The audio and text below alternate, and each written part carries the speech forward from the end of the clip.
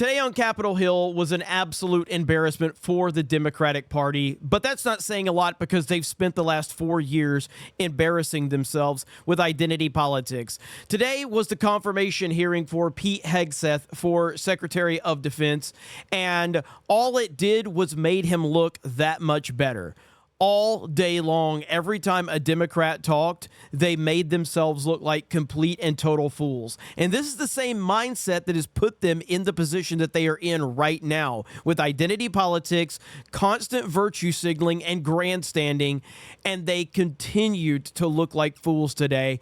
This clip right here puts it in full perspective, in my opinion. Yes, are you willing to support our veterans organizations that will help our veterans get every damn thing that they deserve because they signed on the dotted line to keep us safe, just like just a bunch of emotional women telling him, Pete Hegseth, that you're wrong about women not being able to be in the military. You're wrong. And they're just emotionally broken, and they continue to look like absolute fools all through the process. And of course, the biggest fool of them all, Pocahontas, Elizabeth Warren, this happened, and it was absolutely fantastic. You're quite sure that every general who serves should not go directly into the defense industry for 10 years. You're not willing to make that same pledge? I'm not a general, Senator. You'll be the one, let us just be clear, in charge of the generals. So you're saying sauce for the goose, but certainly not sauce for the gander? I would want to see what the policy of the president is. I'll bet you would. Thank you, Senator Warren. Senator Tuberville. Thank you, Mr. Chairman, and thanks for your hard work and your committee's hard work, Mr. Chairman. This has gone well. I'd like to submit this letter, topic Conduct at Vets for Freedom for Hegseth. I'd like to submit that for the record, please. Without objection. General Hegseth, Mr. Hegseth, thanks for being here today. And gotta love Tommy Tuberville, and I say that as an Alabama fan, and of course he is from the University of Auburn, former University of Auburn head football coach. You gotta love Tommy Tuberville. Listen, this was a disaster today. I wish I could have covered this live. I have been sick as hell lately, so I apologize for not being here and covering this live. It would have been absolutely glorious if we could have done that, but we've got more. And former vice presidential nominee Tim Kaine made an absolute ass of himself. What a horrible human being this is. And this represents the Democratic Party. I mean, this is the Democratic Party right here. This is who they are. This is what they're all about. This is how they've always acted. And this was absolutely pathetic. That occurred in Monterey, California in October 2017. At that time, you were still married to your second wife, correct? I believe so.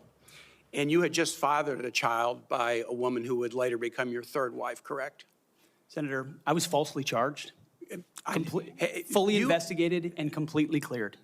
So you think you were completely cleared because you committed no crime. That's your definition of cleared? You had just fathered a child 2 months before by a woman that was not your wife. I am shocked.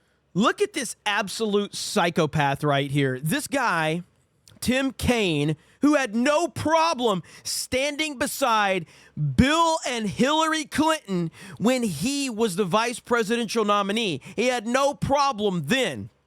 But of course, he wants to grandstand and use people's personal lives and family against them. What a literal piece of shit this person is.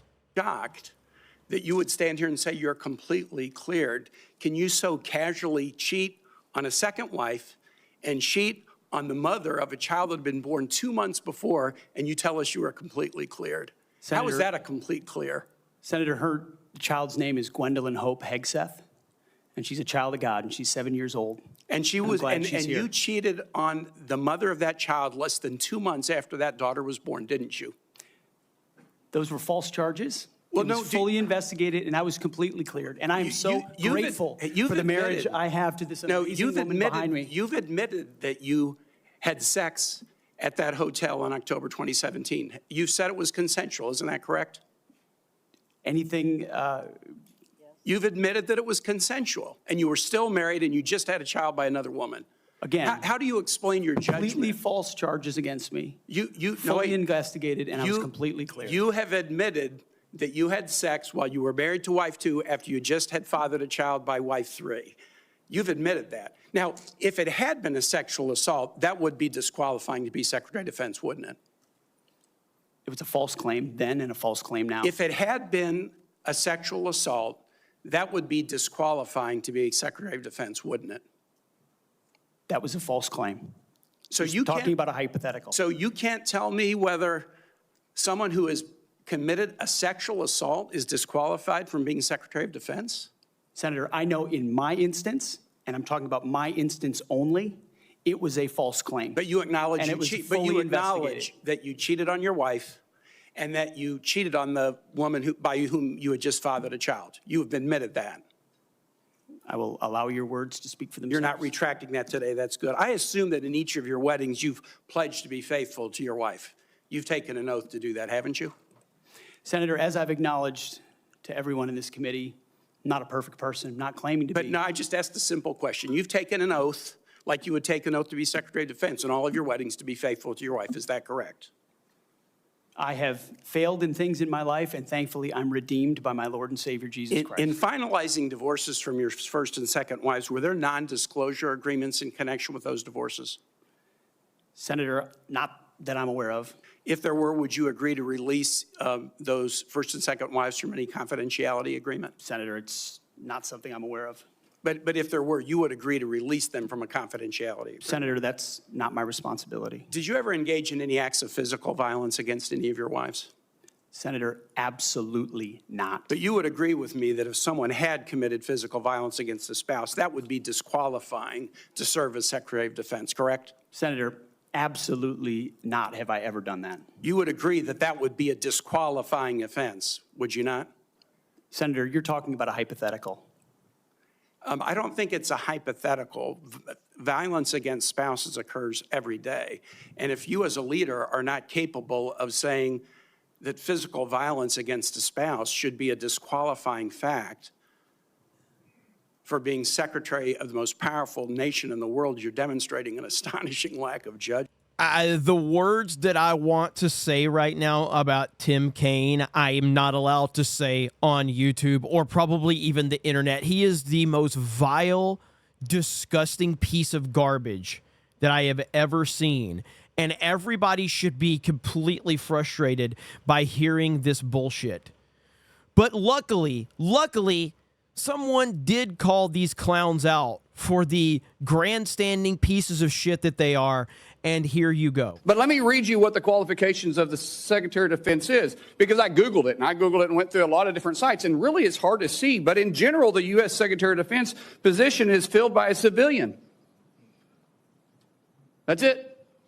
If you have served in the U.S. Army Forces and have been in the service for, you have to be retired for at least 7 years, and Congress can weigh that. And then there's questions that the senator from Massachusetts brought up about serving on a board inside the military industry, and yet your own secretary that you all voted for, Secretary of Austin, we had to vote on a waiver because he stepped off the board of Raytheon. But I guess that's okay because that's a Democrat Secretary of Defense. But you so quickly forget about that. And then Senator Kaine, or I guess I better use the senator from Virginia, starts bringing up the fact that what if you showed up drunk to your job? How many senators have showed up drunk to vote at night? Have any of you guys asked them to step down and resign from their job? And don't tell me you haven't seen it, because I know you have. And then how many senators do you know have got a divorce before cheating on their wives? Did you ask them to step down? No. But it's for show. You guys make sure you make a big show and point out the hypocrisy because the man's made a mistake. And you want to sit there and say that he's not qualified? Give me a joke. I mean, it is so ridiculous that you guys hold yourself as this higher standard and you forget you got a big plank in your eye. We've all made mistakes. I've made mistakes. And Jennifer, thank you for loving him through that mistake. Because the only reason why I'm here and not in prison is because my wife loved me too. Absolutely well said. And this is the attitude era that is being brought back to politics with the presidency of Donald J. Trump, the 47th president of the United States of America. I'm an old school wrestling fan, and now we're bringing the attitude era back to politics led by Donald Trump. And that's the type of mindset that we have to have. But like I said, I apologize for not being able to live stream this today. Hopefully I'll be back very soon and back ready to roll. I will be live streaming all the inauguration stuff, and I'm looking forward to getting in the chat with all of you guys. But the new era is here. Trump is back. Trump 47 is going to be like nothing we have ever seen, and I am so excited about it. I'm so excited to share it with all of you. We're going to be covering everything nonstop here on this channel, so thank you for the support. Have a great day, and we'll talk to all of you later. Bye, everyone.